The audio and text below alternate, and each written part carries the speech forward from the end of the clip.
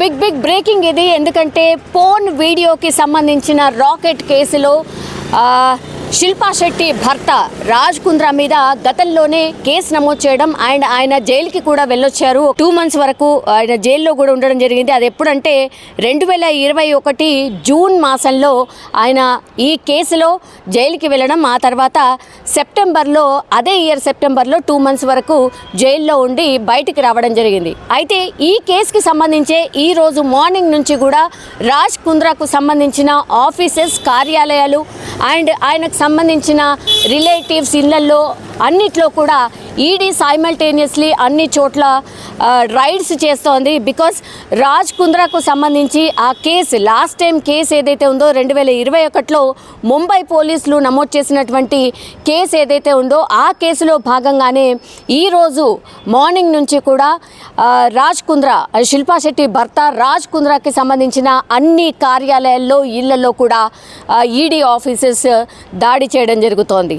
అంటే ఎన్ఫోర్స్మెంట్ డైరెక్టర్కి ఉన్నటువంటి ఇన్ఫర్మేషన్ ఏంటంటే ఈ పోర్న్ వీడియోస్, అశ్లీల చిత్రాల ఆధారంగా ఆయన కోట్లు గడించాడు అండ్ పూర్తిగా గవర్నమెంట్కి సంబంధించిన సొమ్ముని ఆయన అంటే ఐటీకి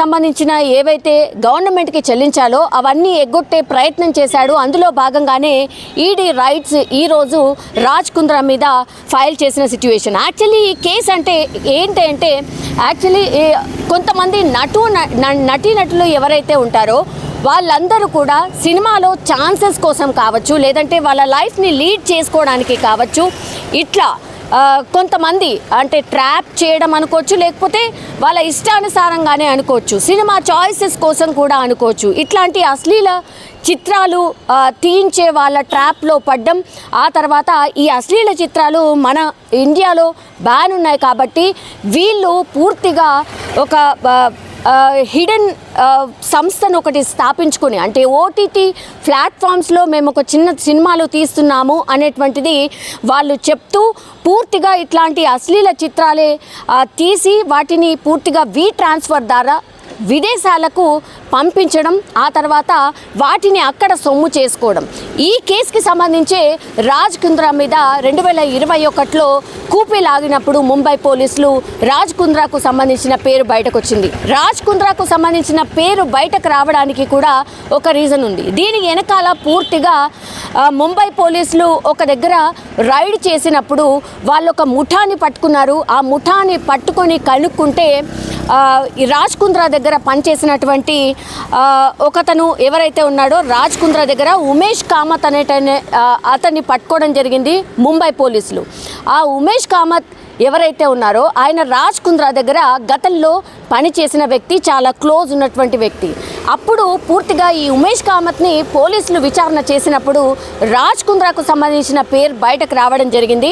అండ్ ఆయన పూర్తిగా రాజ్ కుంద్రా ఈ బిజినెస్లో ఉన్నాడు, అంటే అశ్లీల చిత్రాల బిజినెస్లో ఆయన ఉన్నాడు అన్నటువంటి స్టేట్మెంట్ ఇవ్వడం, ఆ తర్వాత పోలీసులంతా ముంబై పోలీసులు కూపీ లాగినప్పుడు ఎస్ ఆయన మీద ఆరోపణలు నిజమే అని తేలడం, ఈయన మీద కేసు ఫైల్ చేయడం, 2 నెలల పాటు రాజ్ కుంద్రా పూర్తిగా జైల్లో కూడా ఉన్నారు. అప్పుడు ఈ వార్త ఆర్ ఈ న్యూస్ ఎంత సెన్సేషన్ అయిందో మనందరికీ తెలిసిందే.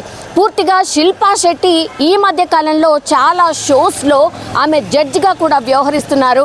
అండ్ ఆమె చాలా వరకు ఆమెకు కొన్ని ఛానల్స్ కూడా ఉన్నాయి, అంటే సెలబ్రిటీకి సంబంధించిన ఫుడ్స్కి సంబంధించిన ఛానల్ కూడా ఉంది.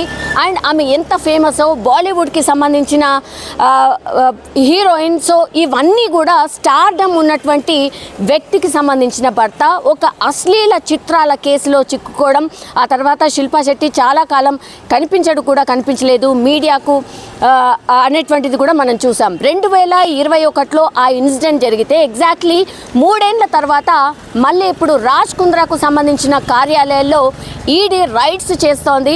మరి ఈడీ దగ్గర మరి ఎట్లాంటి ఇన్ఫర్మేషన్ ఉంది, నిజంగానే రాజ్ కుంద్రా ఈ అశ్లీల చిత్రాల బేస్డ్గానే ఎన్ని కోట్లు గడించాడు, ఎన్ని ఎగ్గొట్టాడు కట్టకుండా అనేది ఈడీ అధికారులు, ఎన్ఫోర్స్మెంట్ డైరెక్టరేట్లో వాళ్ళు చేసిన రైట్స్లో బయటపడే అవకాశం కనిపిస్తోంది. ఇప్పుడు అగైన్ ఇది సెన్సేషన్గా మారిపోయిన సిచ్యువేషన్ అయితే కనిపిస్తోంది.